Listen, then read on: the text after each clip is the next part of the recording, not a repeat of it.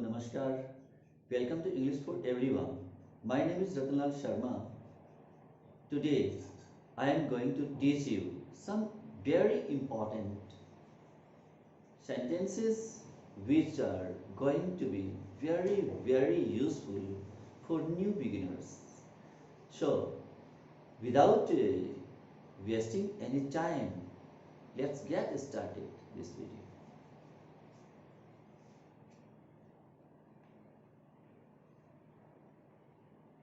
First of all,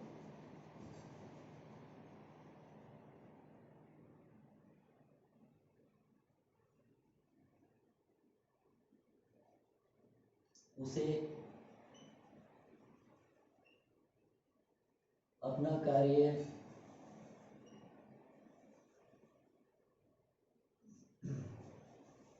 पूर्ण करने में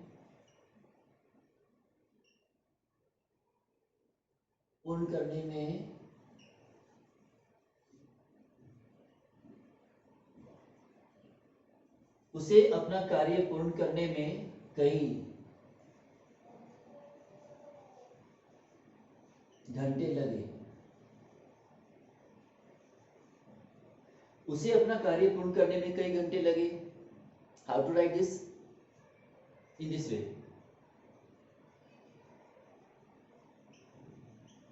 He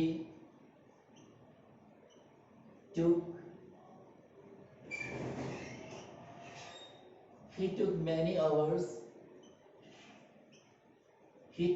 hours. उसे कई घंटे लगे to complete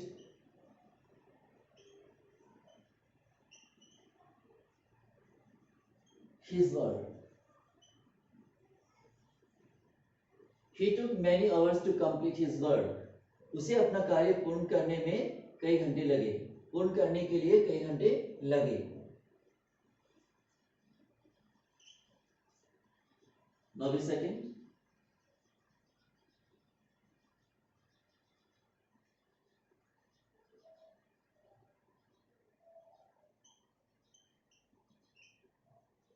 उसने इसे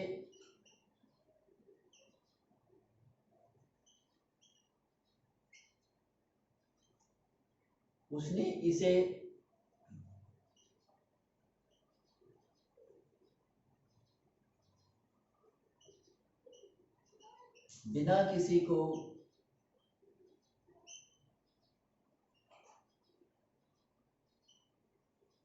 बताए किया। उसने इसे बिना किसी को बताए किया।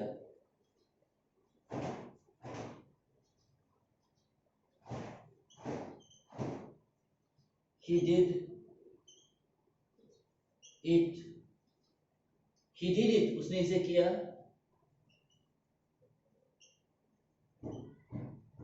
without telling anyone. उसने इसे बिना किसी को बताए किया। He did it without telling anyone.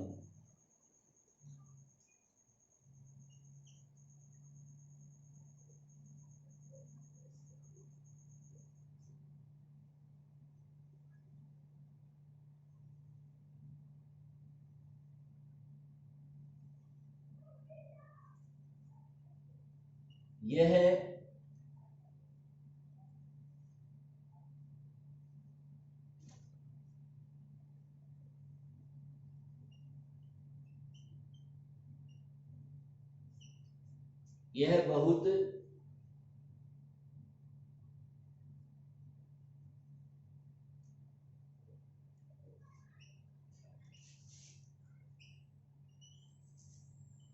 भयावह था।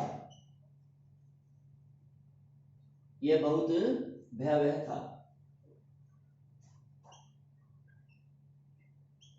It was very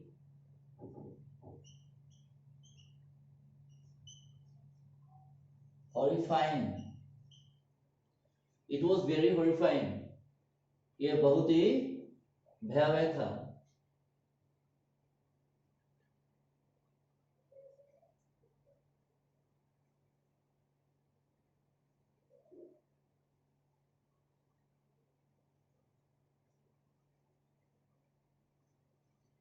यहाँ हम शो का भी प्रयोग कर सकते हैं, so. It was very horrifying या it was so horrifying. Fourth में देखिए,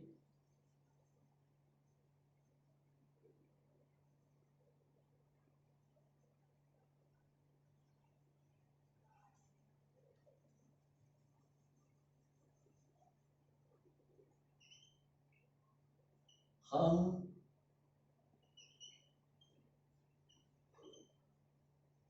छुट्टी में अपने गांव जा रहे हैं।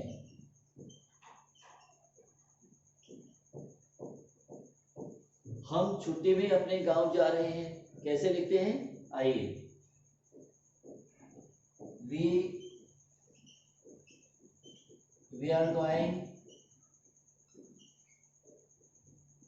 we are going on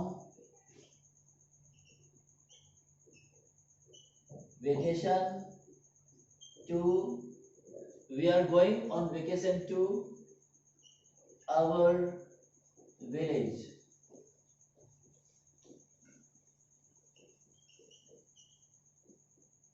हम छुट्टी में अपने गांव जा रहे हैं। We are going on vacation to our village। यह हम इसको ऐसे भी लिख सकते हैं, We are going to our village on vacation।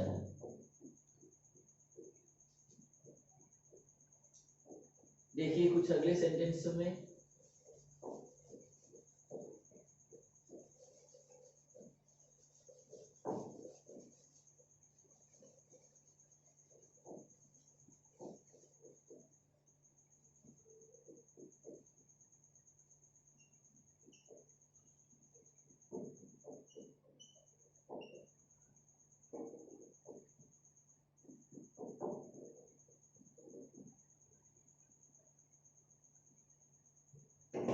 तो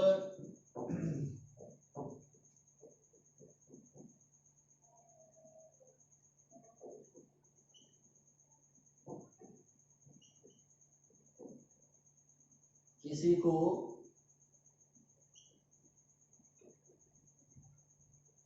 नीचा मत दिखाओ। तुम किसी को नीचा मत दिखाओ।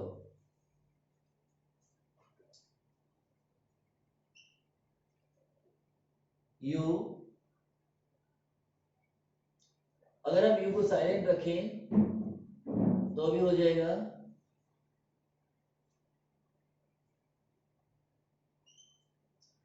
Do not let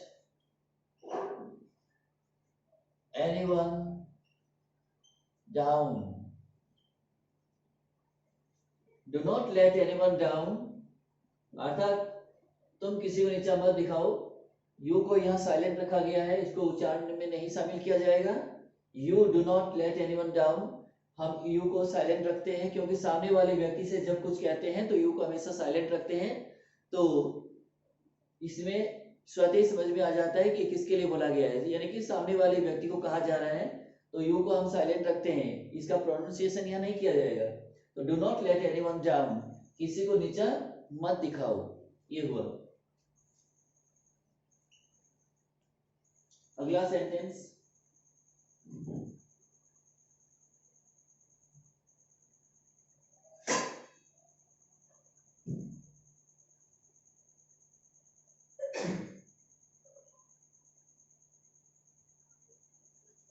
वह हमेशा अपनी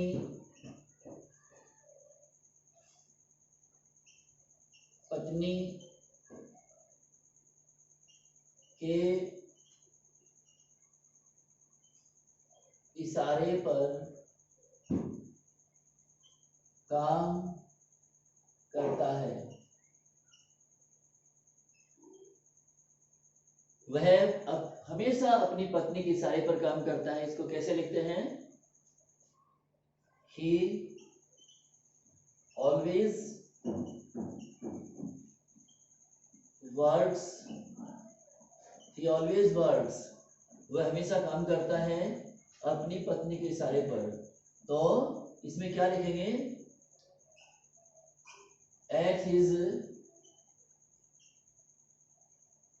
his wife's instigation, he always works at his wife's instigation, वह हमेशा अपनी पत्नी के इशारे पर काम करता है, कार्य करता है।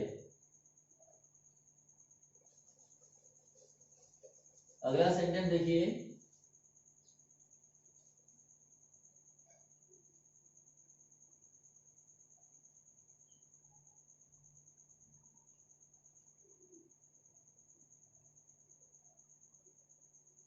तुम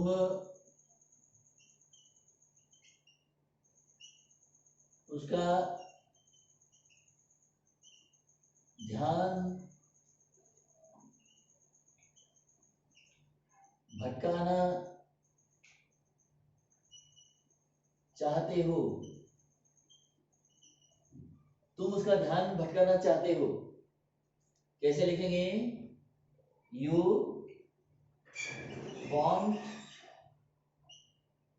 want to distract his attention,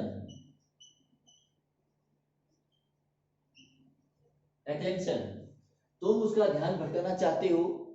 You want to distract his attention, तुम उसका ध्यान भटकाना चाहते हो। अगला देखिए।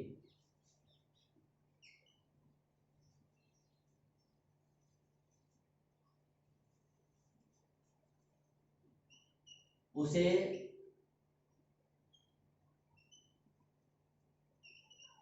हमेशा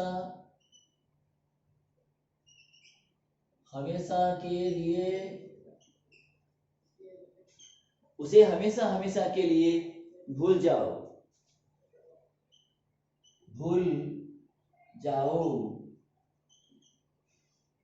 उसे हमेशा के लिए भूल जाओ, कैसे लिखते हैं? Forget him for ever and ever. Forget him forever and ever, हमेशा के लिए उसे भूल जाओ।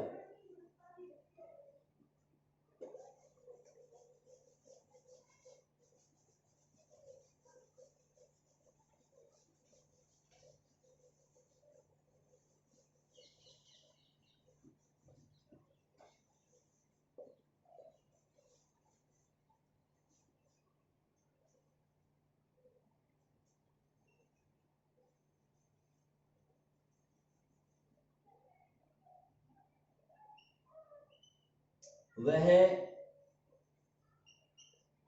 एक सप्ताह के अंदर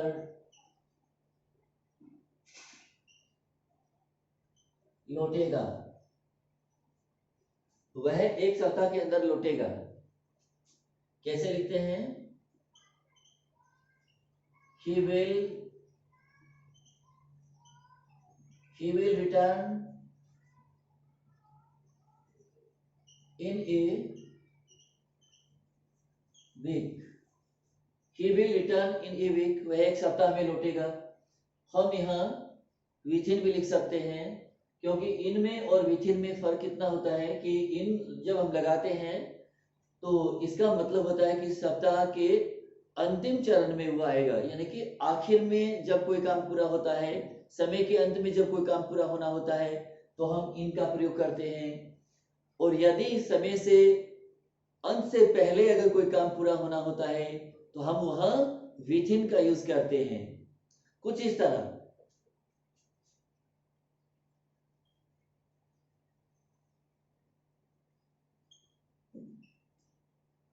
She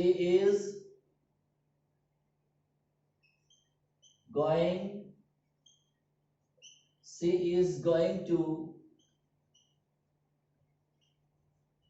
complete it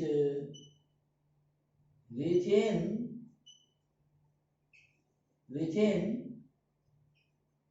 an hour. Within an hour. She is going to complete it. वह इसे पूरा करने वाली है, वह इसे पूरा करने वाली है within an hour, 1 घंटे के अंदर। तो कहने का मतलब है कि 1 घंटा पूरा नहीं होगा, उससे पहले ही काम को पूरा कर लिया जाएगा उसके द्वारा, ये मतलब हुआ इसका। तो विथिन और इनमें इतना फर्क होता है कि इसका अगर इनका हम यूज करेंगे तो ये अंतिम चरण में काम पूरा होने वाला होगा, और अगर हम विथिन कर रहे हैं तो अंतिम चरण से पहले ही काम पूरा कर लिया जाएगा। तो यहाँ she is going to complete it within an hour, correct. देखिए अगला सेंटेंस,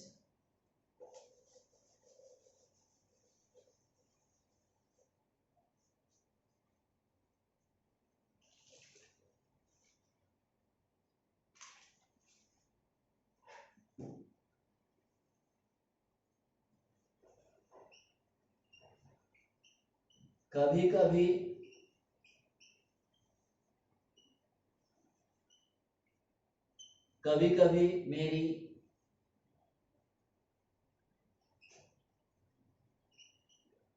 बाइक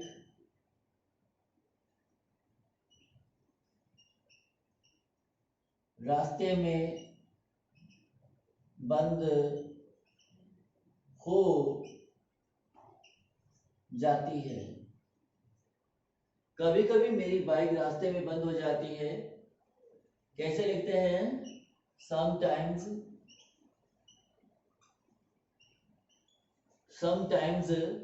कभी कभी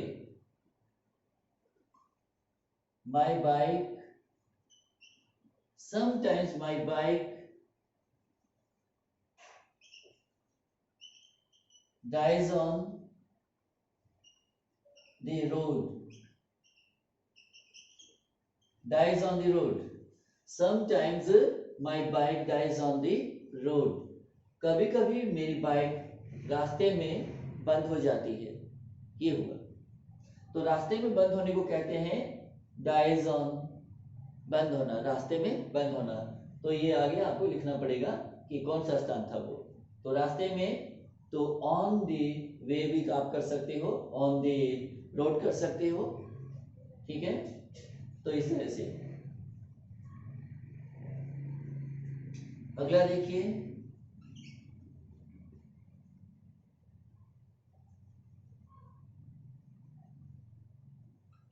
हम आपका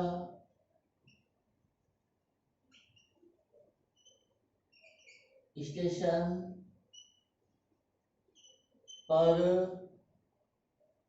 पर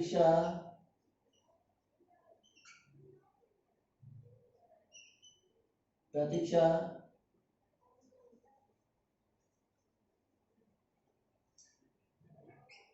हमने आपका स्टेशन पर प्रतीक्षा किया। हमने आपका स्टेशन पर प्रतीक्षा किया।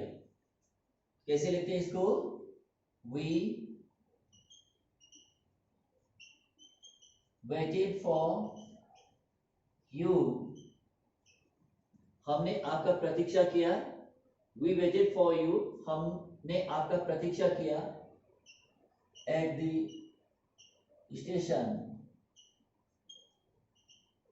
स्टेशन पर। We waited for you at the station. हमने स्टेशन पर आपका प्रतीक्षा किया।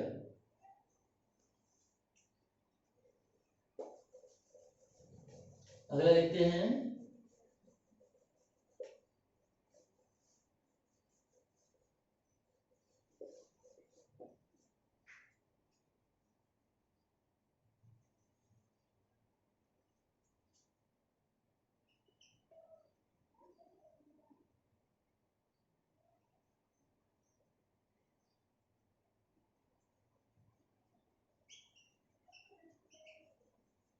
स्वयं के गुणों से आगे बढ़ो। स्वयं के गुणों से आगे बढ़ो कैसे लिखते हैं?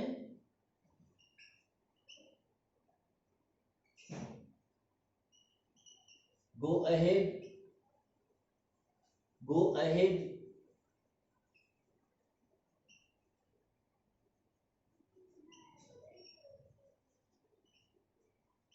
with the help of your own values। स्वयं के गुणों से आगे बढ़ो, गो अहेड आगे बढ़ो, with the help of your own values, स्वयं के गुणों से, स्वयं के गुणों से आगे बढ़ो। अगला लिखिएगा,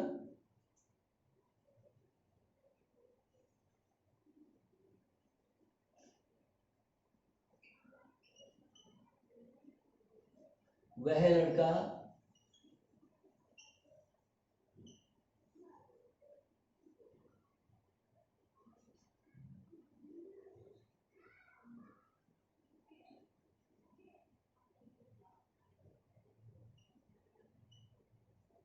पढ़ने से डरता है। वह लड़का पढ़ने से डरता है। इसको कैसे लिखते हैं? That boy, that boy is afraid of reading। That boy is afraid of reading। वह लड़का पढ़ने से डरता है, यानी उसे पढ़ने का डर है, उसे पढ़ने का डर है।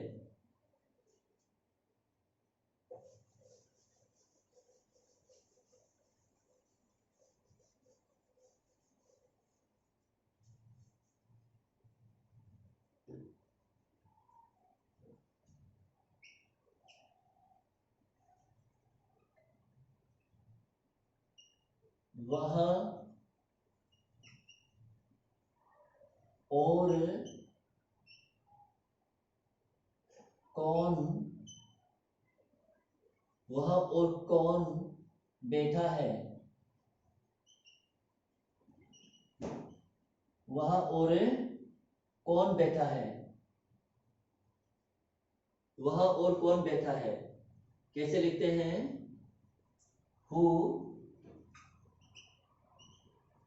who else is sitting, who else is sitting there, who else is sitting there। वह और कौन बैठे हुए हैं, अर्थात कौन बैठा है। वहां और कौन बैठा है, who else is sitting there, ये हो गया।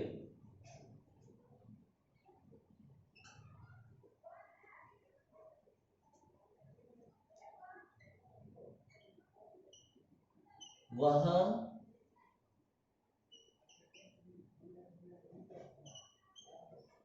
और कौन कौन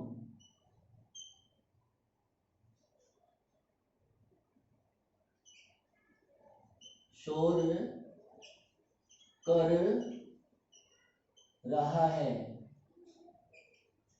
वहां और कौन कौन शोर कर रहा है कैसे लिखते हैं? who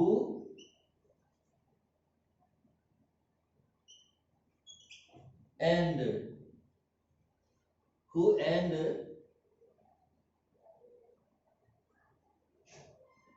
वहां और कौन कौन शोर कर रहा है, who and are making a noise,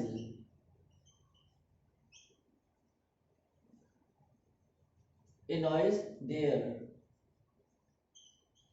noise there. Who and are making a noise there. वहाँ कौन कौन शोर कर रहा है. तो यहाँ who and का मतलब हुआ कौन कौन और कौन कौन. अब यहाँ जो who के बाद में else का हमने यूज किया है, इसका अर्थ है वहाँ, यानी कि वहाँ के लिए तो there का हमने यूज किया है, और कौन, ये देखना है और कौन बैठा है. तो और कौन के लिए हमने who else का यूज किया, और who and का यूज तभी करना है जब हमें ये लिखना हो कि और कौन कौन. जब दो बार लिखा जाएगा कौन कौन, तो हमें who के बाद में and का यूज करना पड़ता है. तो आज का ये वीडियो आपको कैसा लगा? अधिक से अधिक इस मेरे वीडियो को शेयर कीजिएगा, चैनल को सब्सक्राइब कीजिएगा. Thank you so much for watching this video. Bye.